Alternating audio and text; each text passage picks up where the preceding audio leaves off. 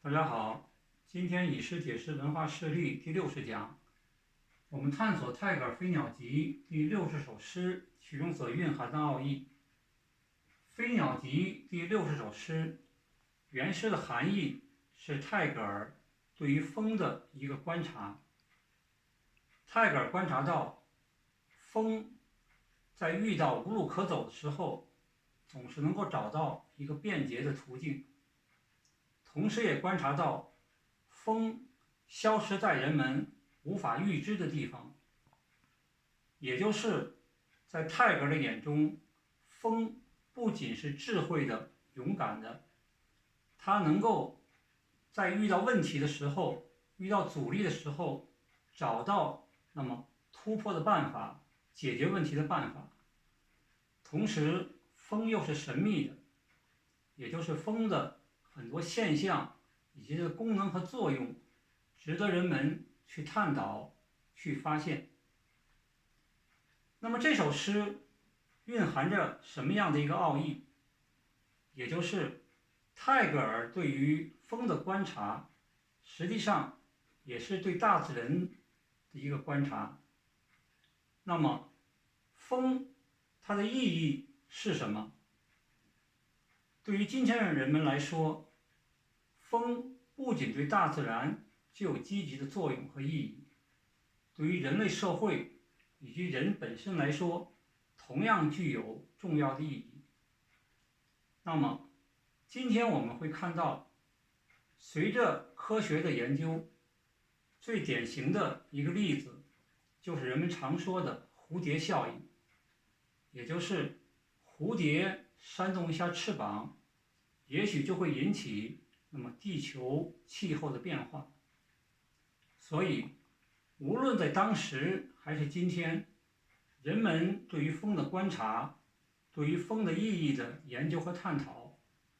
始终在进行当中。那么从这里可以看到，风作为大自然现象之一，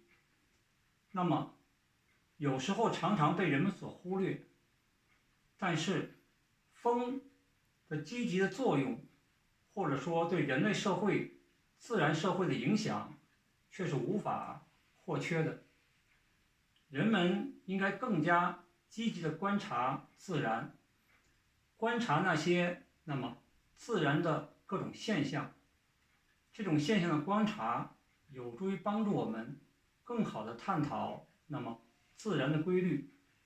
更有助于我们把自然规律